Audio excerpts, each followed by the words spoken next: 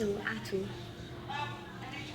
you have a remarkable story which I've been inspired by since I first met you. I think it was a few years ago now. Where did it all start from the very beginning? I was born in India, born and brought up in India, and I came to the UK in 1984 as a young man with no money, no house, no job, nothing. Wow. Do you think that coming with nothing was a big motivator, or would you always have started in a path to greatness? I won't say path to greatness, but obviously I came and I just want to make a life in the UK. It wasn't easy initially, and I have actually worked hard to get to where I am. But I must say that society, by and large, British society, has been very tolerant. And before I came here, I was in Germany for about a year, and I hated every minute of it. It just didn't feel like home. I didn't feel comfortable. So when I came to visit my aunt who lived here in the UK, and I thought, wow, this is different, much different than Germany, and I feel like home. People are so much better, very friendly. So I decided to come here. And when I came here, obviously I had no job, and I vividly remember my first job was working in a cash and carry. So I was looking for a job. Somebody told me, go to Southall Broadway. You know Southall? No. The area of London. It's the area of London, and Southall used to be called Mini India. So a lot of Indian business people, a lot of Indian lived there. So anyhow, I went there looking for a job. Completely alone, apart from your aunt living in London? Yes, my aunt and her family lived here, so she very kindly gave me a place to live. Yeah. I lived with her for about a month or so, then I moved out. So coming back to this place, so I went there and I started looking for a job. And the owner looked at me up and down. The owner of the cash and carry? Oh, the cash and carry. And those days I was much smaller. I wasn't big like I am now. I was very petite and frail looking, so to speak. And he looked at me up and down and he said, this job is not for you. And so I said, why not? And he showed me a big lorry full of sacks of potatoes and onions. And those days, I think, this is before the European Union days, sacks of onion potatoes used to be, I think, about 30, 35 kilos. Yeah. So as he had sacks of onion, potato, rice, flour, and he said, all that has been moved from there to the warehouse. I said, yeah, no problem, we can do it. And he showed me a big pile of rubbish and the pallets and whatnot. And I said, all that has to go to the lorry, and you have to go to the waste yard and dump it, go with the driver. I said, yeah, I'll do it. And he said, come on, don't waste my time, go away. And the way he said it, I felt very insulted, but I still wasn't going to take. And that was your first attempt? My first attempt for a job. So not very encouraging. I could see his point, because he wanted somebody who's strong enough, who could do the job, and I wasn't, I didn't look strong. I had a strong willpower, but physically I probably wasn't. So he said, no, don't waste my time, go away. And so I wasn't going to take no for an answer. So I said, let me do a deal with you. And he said, what's that? So I said, I'll work for you free for 1 week. Don't pay me any money. After 1 week, if you like my job, give me the job. If not, you tell me to get lost, then I'll go. So he thought for a moment, and he said, 2 days. You won't last more than 2 days. So I obviously was completely downhearted, but I said, well, I'll give it a go. And it was difficult. It was an easy job, lifting all those sacks of potatoes and onions and whatnot. I hadn't done physical work in my life like that. And those days, there were no such rules that you have to have a break after 6 hours. A break has been 20 minutes. I have to have a lunch break of 45 minutes. Never mind the None of actual that. weight of the packages. Yeah. Yeah, and also there was no such thing. You have to have break, etc., etc. So you sit on top of a pile of goods, eat something on the way. They'll say, "Oh, come here and do this." I was like that. A little onion here and there, Yeah. like an apple. So well, I did that. The first day when I got home, I made myself a bath. And I said to my aunt, "Oh my, body's aching," and she said, "Make a hot bath, put some salt in there, you feel better." So I was thinking, I said, "Bloody hell, what I'm doing this for?" And surely there must be a better way of earning money than doing this. So I thought, no, I'm not going to go tomorrow. That's it. But then I didn't want to take. I'm not a loser, so I want to prove him wrong, and I wanted to give my best. So I turned up next day, and the day after, and the day after. It was hard. We used to start 9 in the morning, go until 10 at night. So it was 13, 14 Wow. hour shift. And And you were in your early 20s as well. yeah. And Just briefly going back to before that, what were you doing in Germany and India before that? And why did you want to leave the country where your whole family were? well, that's a long story, but yeah, That's okay. when I was in India, I was in hotels. I worked at the Taj Hotel, which is a 5-star hotel owned by Tata Group. And then I moved from there to Middle East, working in hotels. From Middle East, I've gone to Germany. And then when I came here, and I thought, well, I left India for a number of reasons. I wanted to make a better life for myself. That was one thing. And secondly, I had married my wife, still my wife. We were from different religion. So Yes. I'm Hindu, Brahmin, and she was Sikh. Oh wow, I So that was a bit of friction between the families, and So did it make it easier to be together elsewhere? yeah, I thought so because we didn't want. So what had happened was both families weren't happy. Yes. My parents weren't happy. Me marrying my wife's parents weren't happy, and That's a so. lovely love story. Against And so all we thought, look, it's better, that we leave, and so be no interference in our lives, etc., etc. And that's why I left.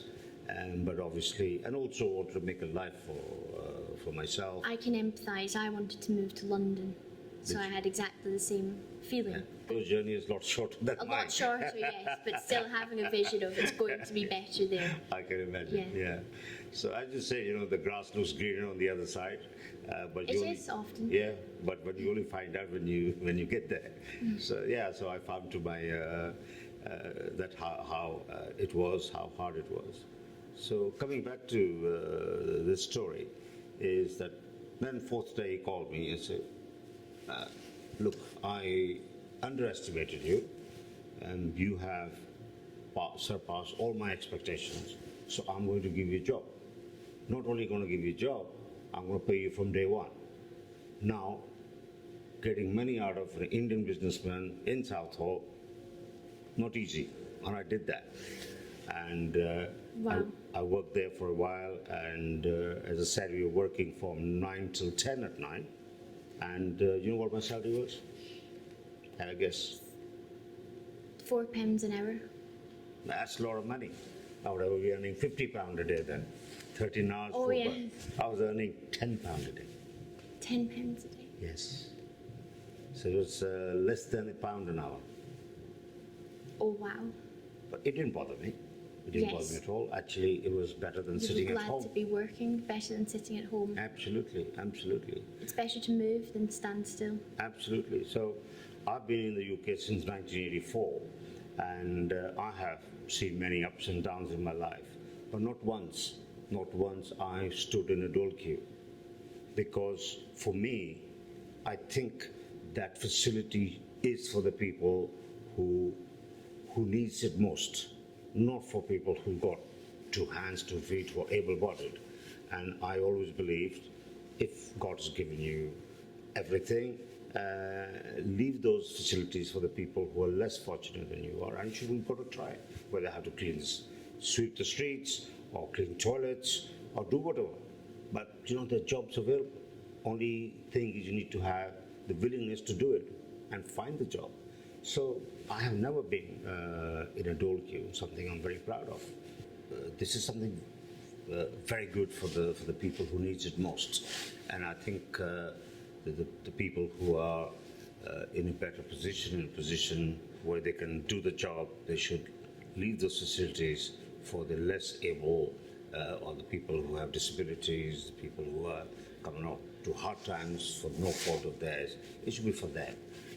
This is not something that people should abuse. But anyhow, I'm not a politician, so I don't want to talk about those issues. That's coming from inside you, that's something you believe, that's something that I'm very interested in.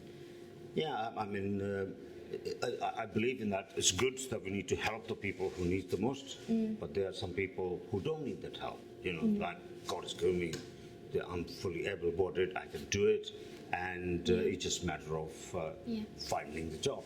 And always found a job. So Lots of people came to this country and started a similar job to what you did under exactly the same circumstances. But not everyone became a franchise owner of McDonald's and a successful businessman in their own right before that, and was awarded an OBE.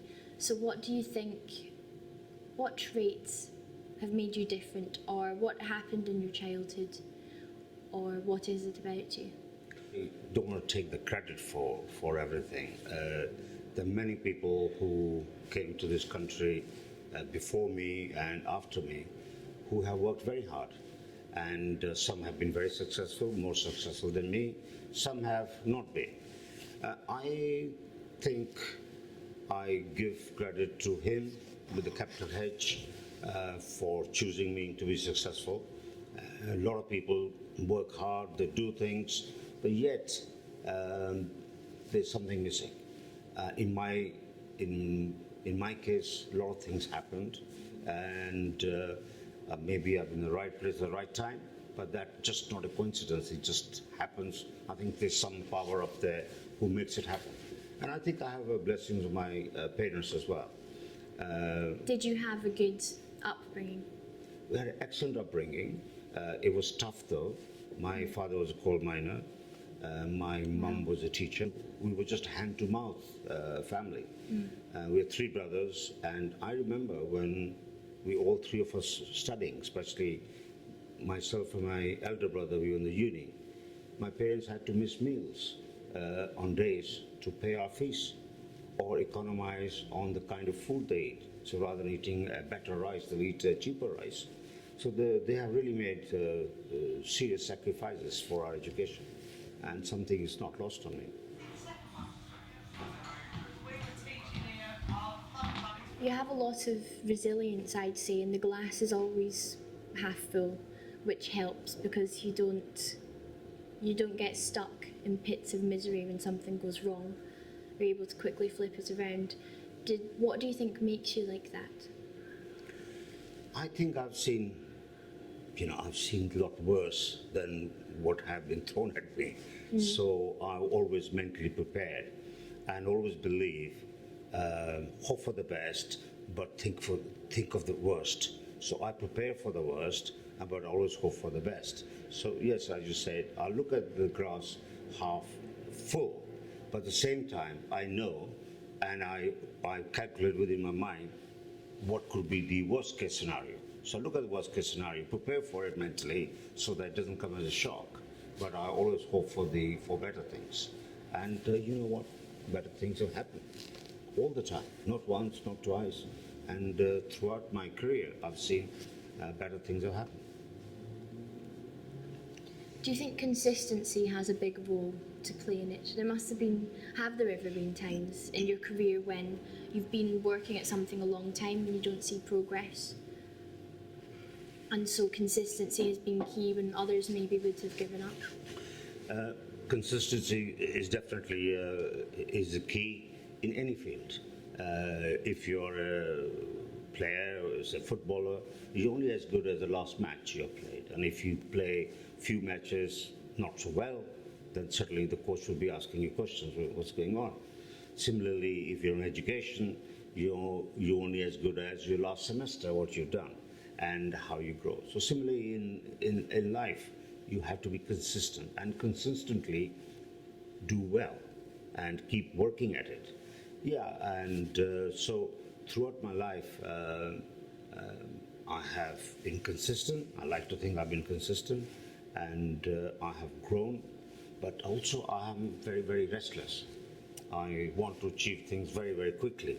So there are times when things don't happen quickly, I get little, not disappointed, I get little, I may go into my shell and say, oh, bloody hell, what's happening, what I'm doing wrong, how do I make it happen? And so I have a nervous energy within myself, which always keep kicking me and say, right, you've been at standstill for so long. Where do you think that comes from? I think I'm just ambitious. I'm very ambitious. I want to do things. And not in the wrong way, ambitious that I don't want to, I'm not ambitious in a way that I want to achieve everything at any cost. That's not me. I'm ambitious, I want to do things, the right way, but I want to, so if I'm working towards something and it doesn't happen, then I start to analyze what I'm doing wrong. Maybe I'm not doing something right. So maybe I should change the way I'm working, maybe I should change the way what I'm doing, and change my philosophy, change my way of working, change my tactics, and then hopefully things will happen. And 9 out of 10 times, things did happen. Yeah. So you're working at the cash and carry. You're there for how long before something changes?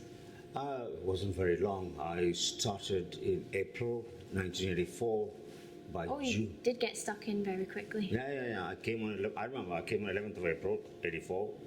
I got in to my job within a few days. And then I had my first job at the Radisson Hotel. It was Vanderbilt Hotel on Cromwell Road on 18th of June, 84. I remember those days, dates in my mind. Wow. I'm not very good at remembering things, but some of these dates are just inscribed. Yeah. So yeah, it was my first job as assistant manager at the Vanderbilt Hotel. And then I worked for another company. Was that job easier to get once you had experience? Or you just met more people and... Well, I had experience working in hotels in India and in Middle East. So because of that, I got this job. And it was a great opportunity for me to get stuck in to something I knew. And obviously a lot easier than working as cash and carry. Yeah, must have been a light relief. And I worked there for a while, and then I moved jobs and became manager of one hotel, then manager of two hotels, then I become a director of operations of a group of hotels. At one point the company had 12 hotels, and I was looking after the whole group. So I moved fairly quickly. And were you really loving that environment? Oh, I was enjoying it. So you have always had a true passion for hotels? Hotel was my background. I Yeah. got that opportunity, and then I said to myself, I've got this opportunity, let me grab it with both hands. It was a lot better, a lot more easier than working in cash and carry. And when I joined hotels in India, I had the first lesson. My first lesson was, there's a time of coming to work, there's no time of going home.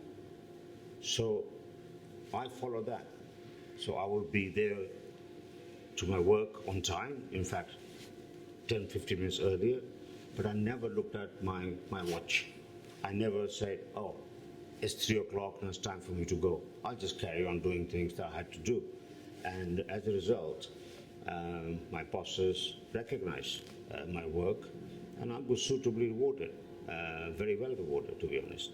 And that's why I've grown and grown. Having that very strict first job, not necessarily high pressure, because you must have started down fairly low down, but the strictness that stood you in very good stead then, because a lot of people start jobs more relaxed, Yeah. and then they don't get away with that kind of stuff later on. So I suppose that has helped you a lot, or it did help you back then. Yeah. Yes, it did, because I obviously stood out. That oh, look, he's there. Not only he's there all the time, but I'm very productive as well. You know, not that I was just there 10 hours a day doing nothing, but I was very productive. And I think my bosses will realize that I'm a great value for money. And that is why when in April 85, when the opportunity came to review my wages, and I got rewarded suitably. In fact, I got such a big pay rise as compared to my colleagues. It was just, it was very rewarding. And to me, rewarding not in terms of money, it was rewarding that somebody really appreciated my work. So, Yeah, and that it was impacting close to home. yes, obviously, it was something, you know, the hotel, something the business had done before, and so I was really stuck in that as a job, and I took it as a career. At that time, when you were working your way up, following the cash and carry job, did you have your sights set on something much bigger?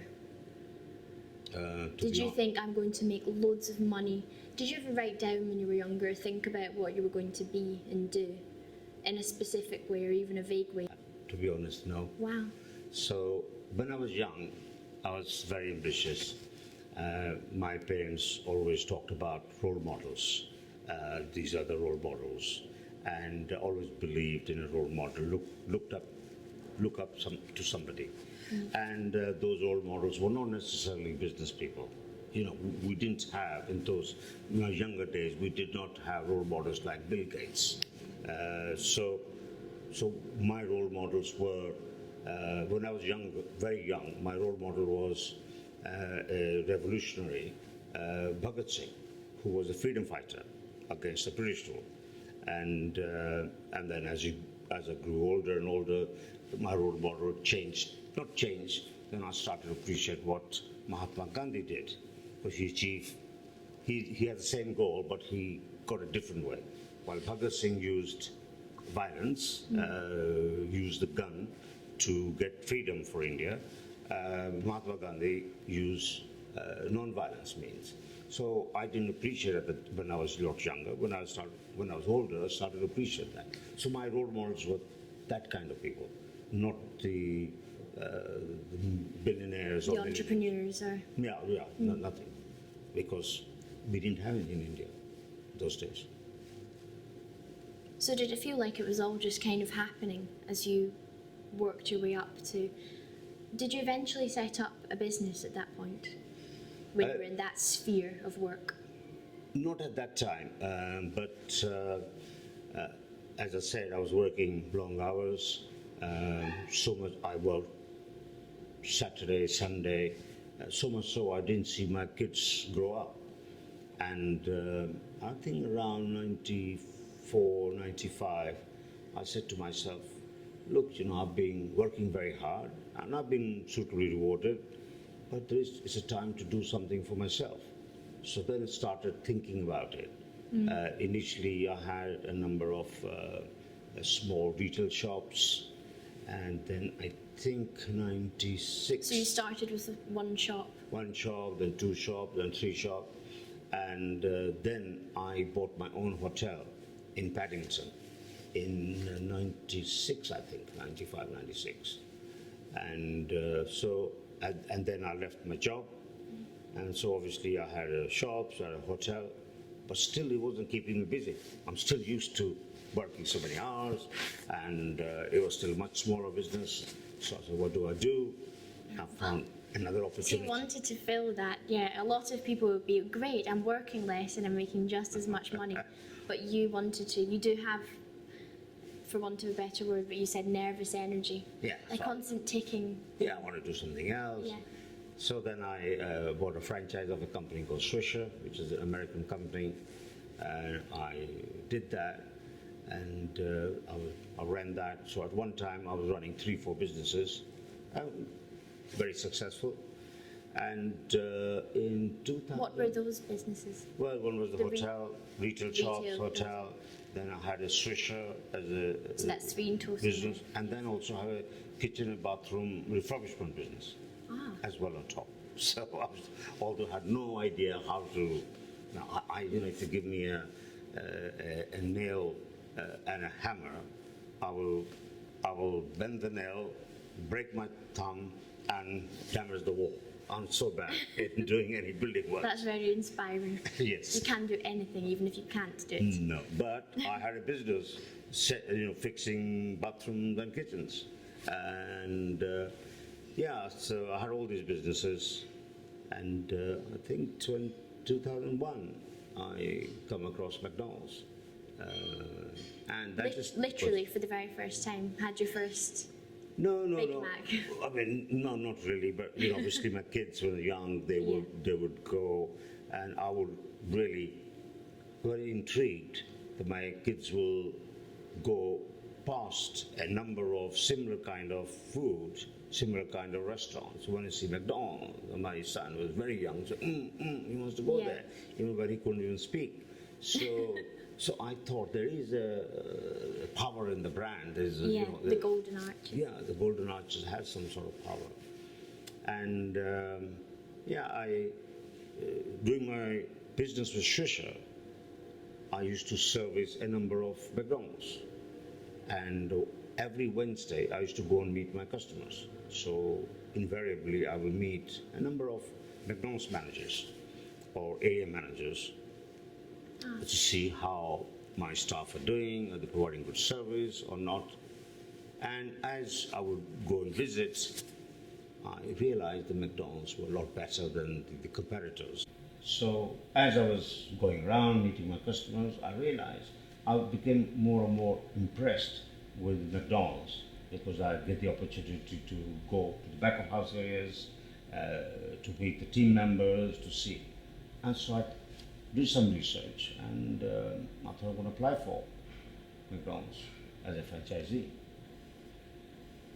And must have been 2000 or 2001, and fortunately I got selected. Why do you think that you were selected? I'm sure it doesn't come down to business achievements alone. I don't know what McDonald's looked at those days, because obviously I had to go through a series of interviews and provide detailed background of my business, my bank statement, all the assets I owned, and going through. So not only you go through interview, you also spend 5 days in a restaurant, and they call it OJE, on-job experience, because what they want to see, how do I interact with 16, 17-year-olds who are telling me what to do? How do I interact with customers? Not many people would have been lifting sacks of potatoes before applying to be a McDonald's. Many years before, of course, but you learned a lot of resilience, which does make you able to cope with talking to loads of people and have people talk to you in loads of different ways. So Definitely. it all came into place. Yeah. I mean, so those few months of doing the work at the cashier career, it did help me a great deal. Finally, I got selected, and then I had to go through 9 months training. It's unpaid training. So you have to learn how to cook burgers, how to clean, how to serve customers. And you did all of that? Did all that 9 months. And same time, I had to make sure my family is fed, my kids' school fees are paid. So I have a great partner in my life who ran those businesses for me, and I would spend time on the weekend or in the evenings when I had time to look at the business. So yeah, together as a family, we did get through that period. So it became a little difficult for a short period of time. And then I finished my training, and McDonald's doesn't allow you to do any other business. So McDonald's said, you have to sell all your businesses. Were you disappointed about that? But definitely worth it in your head, was it? Yes, I just wanted because my wife had run it for 9 months, so I thought, McDonald's would allow that to happen, and my wife could run that, I would do this, and certainly, as a family, we would be better off. but that was not to be. And because I was so desperate to get my first McDonald's, we didn't have enough time. I finished my training. I'm just sitting, doing nothing. So I thought I could have got more money if I had more time for my businesses. But it is what it is. 9th February 2003, I got my first McDonald's. Is that Hanwell? Hanwell, yes. Yeah. It's a beautiful McDonald's. Yes, it's a very old building, beautiful looking building. But for me, it was a step backward financially.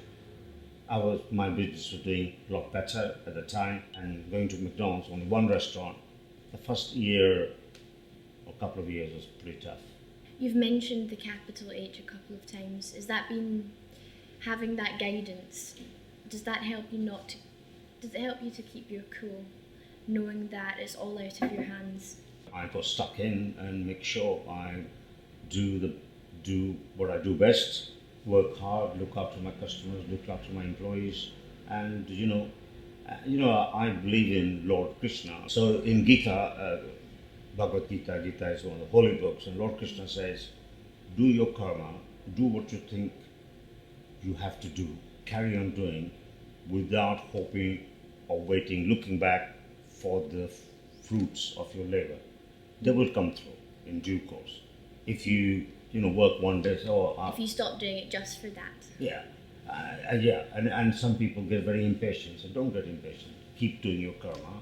Keep doing the right thing. So that mentality in you, I can see that you really do believe that, because you do have a slightly different way of approaching things, both calm yet antsy. So I just kept on doing it, and I'm very pleased to say that it was a wonderful journey being at McDonald's. I started in 2003, and in 2021 I sold my business, McDonald's business, and I'm very pleased to say I've grown the business from one restaurant which was doing close to £1 million, probably less than £1 million sales, and in 2019, just a year before the COVID, my business did a turnover of 128 million. So it is a huge milestone, and my projection, my mind was by 2022 we will do 150 million. If it was not for COVID, I don't take the credit for it. I think of the right place, right time, and I had a great team. I have maybe 4,000 people working with me, and without them, I would not be where I am. So I'm really, thank them, thank the Almighty, thank my parents for me being where I am. You make it all sound more seamless than it must have actually been, which is obviously testament to your innate calmness. Yeah, of course we had ups. I had ups and downs, but I look at the positives. Oh yes, of course, but it's also positive to talk about the tough times and how you got out of it. So I don't wish to be negative, and I don't enjoy that either. But I know exactly what you mean. It's encouraging to other people as well. When they hear that someone who went on to achieve so much right after a point where they almost gave up, or they thought maybe they weren't going to make it.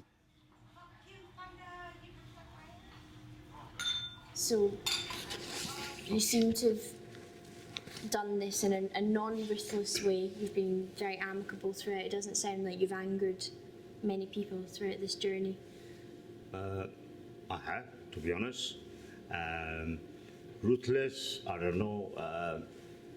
I could have been ruthless, but not vindictive. So ruthless is two-way. Only if I'm pushed too much, then I will fight my corner. And when you're fighting, I always believe in love and war, everything is fair. So you will go to an extreme, perhaps not extreme. I'm not extremist. You go to you cross certain boundaries, which I normally won't do. So it reminds me of time in 1985-86. I had just moved from my work at Edwardian Hotels into another company, and that in that company, they made me manager of one hotel. And very quickly, I became the blue-eyed boy of the boss because of my hard work. And some people who have been in the company for a number of years didn't like that. And they would go behind my back to the boss and bitch about me. And I just had a very unpleasant experience, and it's always one thing or the other. I'm always watching my back. And it's such an unpleasant experience. And I thought one time, I'm not enjoying this. And so I want to give up. So I remember one weekend, I sat down and wrote my resignation. The Monday I'll go, give my resignation, and leave this job, look for another job. I had no other job lined up. And it was just, I was very emotive. And then obviously I did it, I put it aside. And in the evening, I remember it was a Saturday evening, and I said to myself, you want to resign, well, what job? Have you got a job? Obviously I don't have a job, so what are you going to do? And I was just thinking, I'll apply here, apply there. Then I said to myself, hang on a minute, you have a job, why are you resigning? So I'm resigning, we're not happy. Why are you not happy? Because these guys are making my life difficult. Then I said to myself, why are they making my life difficult? Because they're jealous, they don't like me. So, they don't like you, they want to get rid of you. Then I said, this is exactly what I'm doing. So I'm writing a resignation, I will resign, these guys will be happy. So they achieved their goal of kicking me out. So I said, if I'm going to go anyway, I'm not going to go that easily. I'm going to make their bloody life difficult. So I came back to work on Monday with renewed energy. I started to figure out what is happening, what are doing wrong. I just try to, I believe at the time, I'm a lot more wiser now, attack is the best way of defense. And I attacked them. I made their life difficult in many ways. Yeah. And soon they realized that this is not a guy to mess with. It was nothing physical or nothing I didn't abusive. imagine. Yeah, none of that. But in a ground. it was like a chess game. Yes. So what move you're going to make, anticipate the move, and then have another move. Civil but forceful. Absolutely. And I wasn't going to take no for an answer, and I had done my homework. Very quickly they realized that this is not a guy you mess with. What homework had you done? Well, What were you doing? little things. For example, they've been working so long, they start at 9 o'clock, and the work starts at 9, and then they get a coffee break, 10, 11, then a lunch break, and the company was providing lunch. But they were abusing it. So they'll come at 9, have breakfast for half an hour. Not only they'll have, the company will pay for that food, but they also waste half an hour, so it's less productive. And then in the afternoon, the tea break or longer, cakes and all that. So I said, you guys can't have breakfast. You want to have breakfast, you got to pay for it. And they were taken aback. They said, who are you to come and tell us I have to pay for breakfast? We had never paid for breakfast. I said, well, go talk to the boss. And they went to the boss. And by this time, I already spoken to the boss. I said, look, the contract of employment says you start at 9. Company is going to provide you lunch, which you do. But company, you expect people to come to work with breakfast after having breakfast, not come and have breakfast. Again, don't mind giving breakfast. If you authorize me, I'll give him breakfast. Give me that money in my P&L.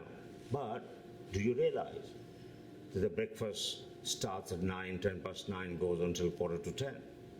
And then they should be working rather than sitting and having breakfast. And suddenly the penny dropped. My boss said, yeah, surely they shouldn't be doing that. So I got the nod to stop their breakfast. And obviously they went and become the bad guy. I already had discussed that with the boss. Similarly with the afternoon tea. Similarly, the other areas of the abuse they were doing, because I was in charge of that hotel. And so I said, look, if you want to have those facilities, yes, go to the boss, get them approved, and they didn't want to go to the boss because none of them were approved. They were just abusing it. Yeah. So I started You to might stop it. think that things would get worse for you after this point. Yes, I thought so. They would treat you worse. Yeah, so the treatment was, and I had decided to leave anyway. So what they could have done? I thought of the worst. I said, I want to leave, look for another job. But actually had an opposite impact. Very soon they realized this is somebody we're not going to mess with, and they all became my friends. And in fact, that was 1985, 86, and some of those guys are still in touch. In fact, one of them I only met a couple of years ago. So if I had left that, I would have felt very bad within myself that somebody wanted to show me down, someone wanted to trample over me, and they did. So for me, I don't like to be trampled upon. I feel it's injustice. I don't like injustice. That sense of injustice.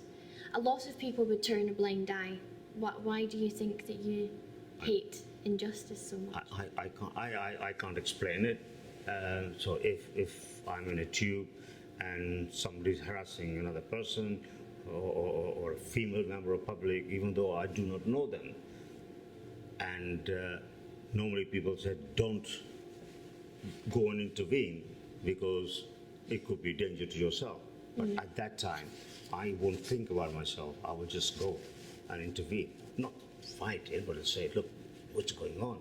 Stop and try to help them in any way I can. And that's it's a natural instinct. And that time probably my reasoning doesn't work. I just jump in and just help. So similarly, if somebody calls me for advice and they have been hard done by, and I will go out of my way to help them if I can. Isn't it funny, like in your example with the workers, and you thought it might have got worse at that point, but they came to respect you more? Isn't it funny how things, when we stand up for ourselves, it goes in a better way than we expected it would have? Yeah, I mean, that was not the outcome I was looking for. I was just going Yes. in all guns blazing. I can empathise with being surprised by an outcome of me Yeah. standing up for myself and thinking things will get worse, but they actually get better.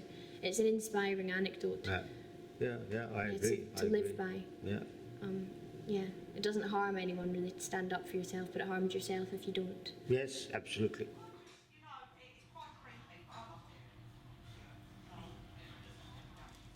Talking about people, it's very important to realize that every business is not anything without people.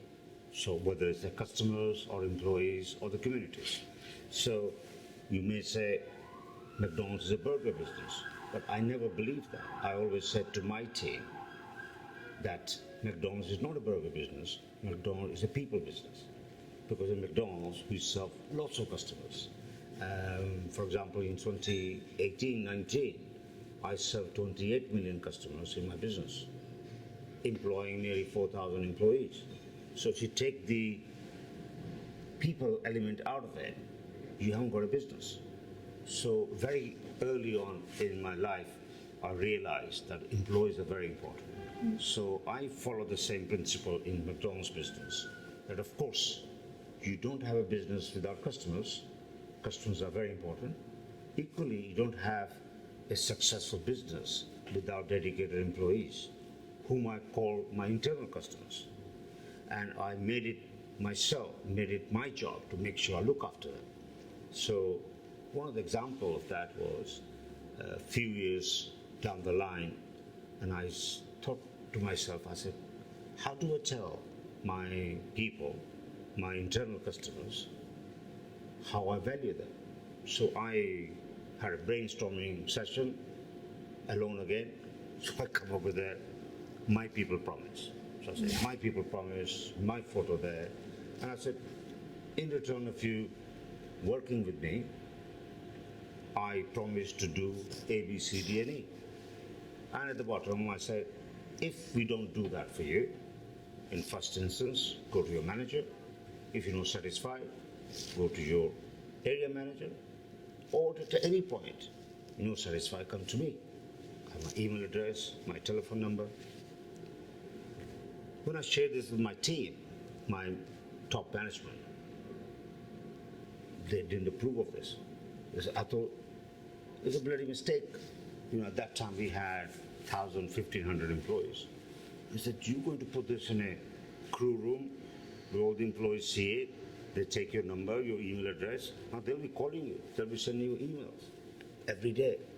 And you will not be able to do your job. You'll just be answering those emails.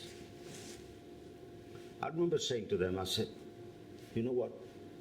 When I'm sleeping at night, these employees are working for me. When I'm on holidays, they're still working for me. When it's rain or shine or snow or storm, they still come to work and work for us, serving my customers. So if I have to listen to them, answer their email, it's not a big deal. And I want to do this. They all laughed at me and they said, yeah, soon next day is going to come off. And I'm pleased to say that it hasn't come off at all. It was there throughout That is the a time. very unique way of working. A lot of people because you didn't need to do that. Yeah. What makes you like people so much? You see, because I see myself, because I have done a lot of small jobs in my life to get to where I am. And I want people to be appreciated. And it's not always the money that works. It's if you appreciate what people do, give a tap on the shoulder, say, well done, and that goes a long way. And this people promise really did go a long way. Did I get calls? Yeah. Did I get emails? Yeah. But not hundreds of thousands that my management made me believe. But I just got few. And a lot of the time, employees were saying, boss, this is what is happening wrong on this shift. Have a look. And I would turn up, obviously know what is going on and see it for myself and improve the conditions for the employees, improve the restaurant operations, and improve other things which is for the benefit of the business. So I had many good stories, but one I want to share with you, which is very close to my heart. Yes. Now, obviously, when I had 3,000-4,000 employees, I did not know everybody's name. I would visit the restaurant. Of course, I make a point to go and meet everyone. Go a point to shake everybody's hand. And one day, I had an employee who contacted me and said, "I want to come and see you." So normally, when an employee contacts me, because a lot of my employees are young, they don't travel, they don't drive. So I said, "I'll come and see you in your restaurant." He said, "No, I live near the office. I'll come and see you." He came to my office. We sat down, and I said, "What can I do for you? What's the issue? Is there a problem? Is somebody bothering you?" And he said, "No." He said, "My father passed away last week, and in his religion or in his country, they don't keep the body." He said, "I didn't have a chance to go to my country, and so my father's been cremated, buried, whatever it was, and so I've come here. I see you as a father figure. I've come here. I just want to talk to you." So it really touched my heart, because I did not know this employee. I didn't even know his name. I moved over from my desk, went sat next to him. I held his hand, and we both cried. So for me, it was a very heart-touching moment in the sense that I've been able to make a difference in somebody's life. He could see me as a father figure, even though I didn't know this guy. So it makes me emotional thinking about it. But for me, that was the most powerful way of connecting with my team. And that's something I'm really proud of, that people could connect. You should be. That doesn't happen very often. An anecdote like that. You've made a real impact, and it is because of your mode of operating. Yeah, as well, of course, there are, in business, there are times you have to make a tough decision. you have to get rid of people, because it's not working out, or whatever the reason is. And I'm really proud to say that despite employing a diverse force of employees, my youngest one being 16, my oldest one was 83, Oliver. Oliver was 83, he worked at my Windsor branch, and I remember celebrating his birthday in Windsor. And unfortunately, he died a few years ago. He was working in my restaurant. He used to come, and whenever he felt like coming, he'll come, he'll work, and he'll go. My manager said, "Boss, we should get rid of Oliver." I said, "Why?" He said, "Oh, Oliver's not productive at all. We pay him so much per hour. He can't do anything." So I said, "What does he do?" He said, "He'll come. Sometime we tell him to come at 12, he comes at 2 o'clock, 1 o'clock. He comes, he cleans tables if he feels like it, or talks to customer if he feels like it. When he gets tired, he goes for a break. And then if he likes, he goes. So I can't put up, I have a business to run." So I said, "Look, there are a lot of people in this country who can work, but they don't work. And this guy is working. We should applaud it, we should appreciate it. Let him come when he wants to come. Let him go when he wants to go. Wow. Let him do what he wants to do. It's a small amount to pay, but maybe he's lonely at home. And for him, this is to keep his body and brain active." And you know what? He was not non-productive. For me, it was very productive. A lot of customers will come to talk to him. He was so lovely to talk to people. I still have a photo. I'll show it to you.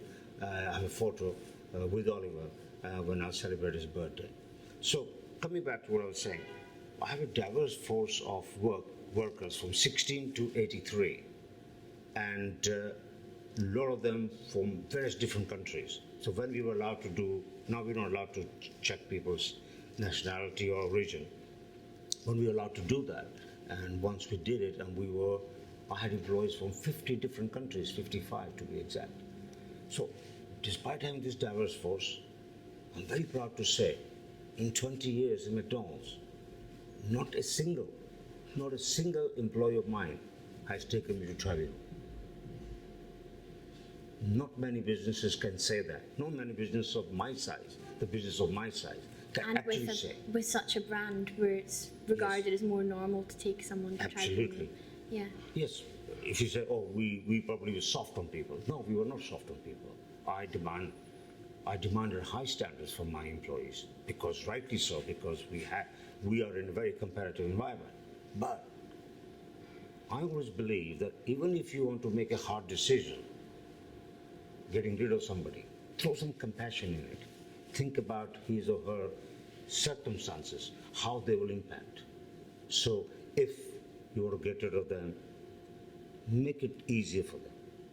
There are times they didn't deserve a certain amount of money legally, but I gave them a little extra, just to make sure that it softened the blow of losing a job. That's a balance that you have between being a machine of efficiency and consistency, but also the very human touch. It's like you've done it in two extreme ends of the spectrum, so that balance must be a big key to your success. That's what I would gather. Absolutely. That's what I can tell. Because, I have, as I said, I looked after my customers and my employees very passionately.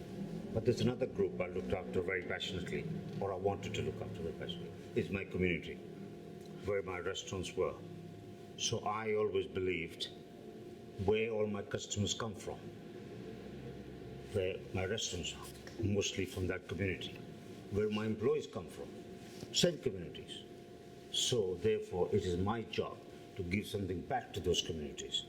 And I started doing little things, from setting up football clubs for young children. Obviously, McDonald's required us to do litter picks. I extended that, the picking up rubbish. We did that with a larger scale. We started talking to local charities, local community groups and find out what I can do. So a few years ago, I started Atul Pathak Community Award, whereby we invited local communities to apply. These are not bigger charities like Cancer Research or Heart Foundation. These are smaller charities who didn't have the money. And invited them to apply for a grant, and we gave them a grant of between £500 to £5,000, plus 1 year long partnership. So they'll work with my team, because some of these smaller organizations didn't have accounting expertise, so to speak, or HR or marketing. So my team will help them. And not only that, they will use my facilities free of charge. And if they have an event, and I'll give them free food. So this went a long way to help those communities. I'm very proud to say that in the few years I have run those awards, I have helped over 50 different charities, 50 plus. And these are smaller ones, but I thought if you make a little small difference in our communities, the impact will be bigger. I've really been appreciated by these charities. That must have been a crucial moment in your trajectory when you got to a point that you had enough money to be able to help the communities. Even when I didn't have enough money, I still did it in my small way. And I always believed, because our country is made up of a lot of little charities, a lot of people giving up the time, their money, their effort to help the communities. And I just want to play a small part of it. And obviously, as my business grew, I managed to make it bigger part of it. And I'm proud to say that in the last 10 years of my tenure in McDonald's, I have raised and donated over £1 million for charities. Wow. And it's something I don't normally talk about, but it is important that we should help those people who are a lot less fortunate than we are. And if all of us do a little bit of that, then I think our society will be a better place. Yeah, absolutely. Even without that, without the money that you've raised for charity, donated to charity, and the ways in which you've helped them help themselves more with the partnerships, the franchise being so successful has done a lot for the community in and of itself. Created value that wasn't previously there. I remember you told me some stories about the young people and them rising up through the ranks and doing very well through McDonald's. So, do you have any particular stories? I have many people. Yes, many. Many stories. I know you have many. But I have a lot of employees who started with me when we were when I just had one restaurant. One example is Sunil. I hope he won't mind me mentioning his name. He was a student in this country. He came and he was working, and very early on I realized he was a very, very hardworking, ambitious young man. And he was working like everybody else in the kitchen, in the till, and slowly, in fact not slowly, very quickly, he rose through the ranks to become an assistant manager, to become a shift manager, assistant manager, and manager. And then he looked after a group of 6-7 restaurants. Then he became my operations manager, my right-hand man, and looked after my entire company. And so coming from a young man looking after just one small section of kitchen to looking after a huge business. And it's something he didn't study for, something he didn't think he'll be doing, but over the years, he has been able to do so. Now, I don't want to take any credit for this. It's all his hard work. And it's just his hard work was there. His colleagues appreciated it, I appreciated it, and he's grown through the ranks. And then he occupied the senior most position in my organization until I left. So he has grown and done very well for himself. His kids go to good school. He lives in a nice area. He has nice cars to drive, and above all, he's successful. And for me, making a difference in somebody's lives is very important. And I have several stories like that. All my managers are homegrown. There was a time I would take managers from McDonald's or other McDonald's, very quickly I realized, no, I need to grow my own team, because growing my own team means they understand the values, my values. They understand how passionate I am about customer service, how passionate I am about looking after our employees. You feel more of an incentive Absolutely. when it's something very close to you. And they grow. And for me to see, and in fact in all of them, in Sunil, I see myself. I came from India and how I've grown through the ranks, and somebody else come from India or Pakistan or from Sri Lanka or Brazil or from Europe, and they go through the ranks and take on bigger responsibility and be successful and do well for the community and their family. It's a fantastic thing, and that's really keeps me motivated. Yeah. Not every franchise owner becomes the biggest franchise owner. You were the biggest franchise owner in Europe. A lot of people would maybe stop after they've achieved so much, or halfway or a quarter of the way, and say, been there, done that. Where did the drive come from to keep going and keep going when you'd already achieved it, basically? You'd achieved success. I've been the largest franchisee since I think 2015. But for me, being the largest wasn't a milestone. I like to think I was not only the largest, I was one of the best. Yeah. And for me, to have that tag is better than having been the largest. You could be the largest franchisee, but one of the worst operators, not doing a very good job.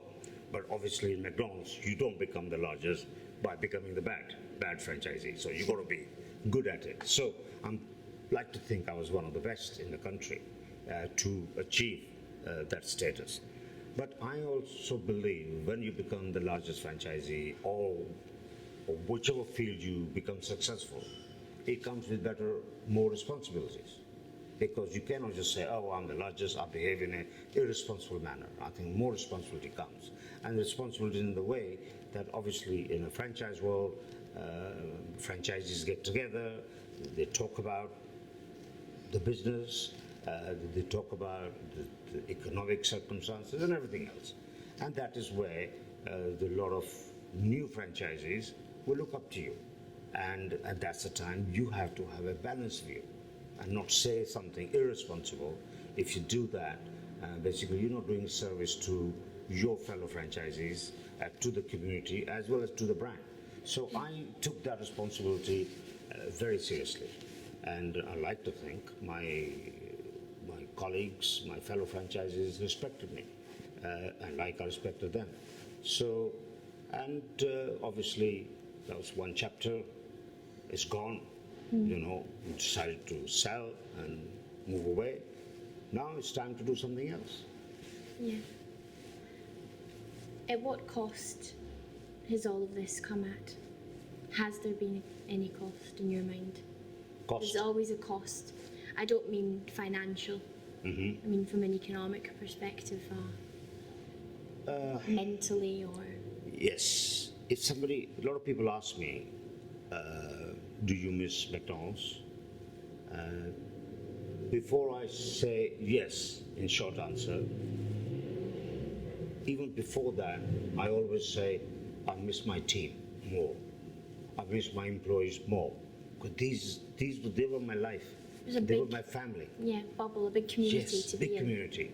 And for me to walk into a restaurant and see my team, even though I don't know them, interact with them and see what I can do, how I can help them, how I can make a little difference in their lives. It was a huge, huge satisfaction for me. And so I really missed that very much. And the test of that came during COVID. And during COVID, I remember I contracted COVID on 18th of March. And 23rd of March, 2020, 23rd of March, McDonald's decided to close all the restaurants. And at that time, my COVID was almost at its peak. I could not speak. What? I had a very bad COVID. You had very bad. So was it life or death? yes, it was like that. So I had my You family. couldn't talk. My family called ambulance twice, and twice they came home. They looked at me, and one time they're about to take me, and they said, "We don't know where you're going to take him. Could be 200 miles away, and we're not sure. Are you going to get the attention that you would need? And you're better off at home because your family's around you. You'll get more That's a bit support." scary because your family's around you. And What's more going to support. happen? Yeah. So I think that was good advice in a way because Yes, there's yeah. no medicine. Nobody knew what to give. Yeah. And I must say, I have a very close friend. His name is Anil, and he's in pharmaceutical. He really helped me, and he guided me through. And he was constantly calling my family, even early hours of the morning to see how I was. So he helped me a great deal. So I'm very grateful to him. And so coming back to That's time. the time. McDonald's closed. We closed, and that time nobody knew. Employees did not know whether they were going to get paid or not get paid. Nobody knew about furlough was early time, and a lot of my employees obviously were panicking.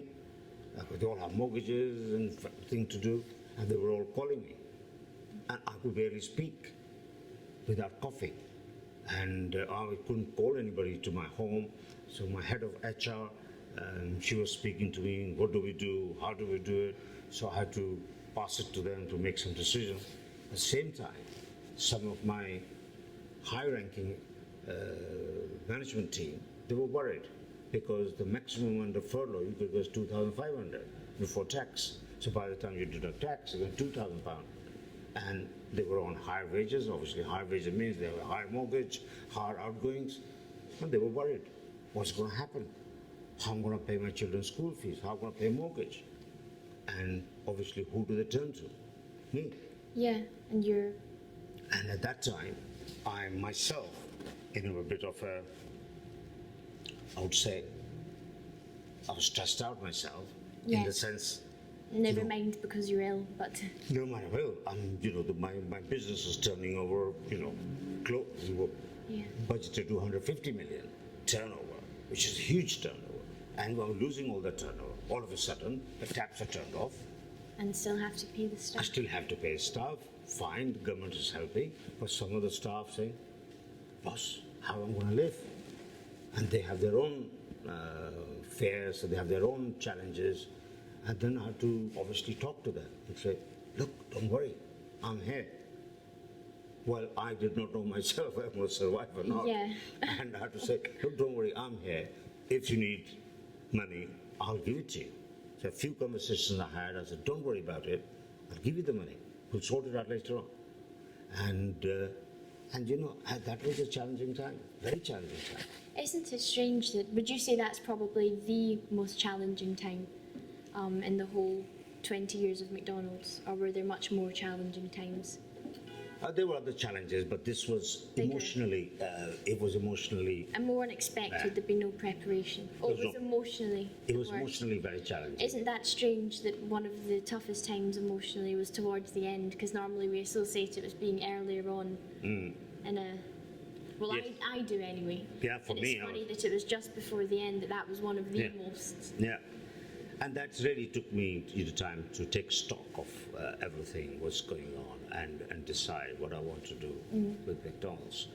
And but I must say, McDonald's as a franchisor gave a lot of support to franchisees, and it was very well appreciated by the franchising community. But obviously, what McDonald's did for the franchisees, our employees did not know at that time. In fact, we did not know at that time anyway. But that was very emotionally draining for me. But I thought it's a time for me to stand up and be counted and help my employees as much as I can.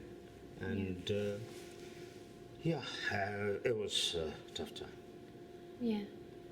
Did it take long to get over it? Do you feel rebalanced now?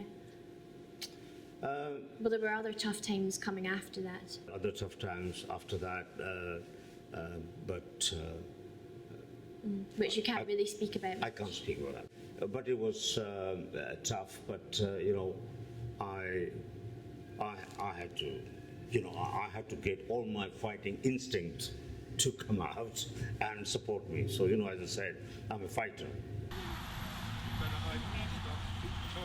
I've got nothing to hide, I've got no secrets to conceal.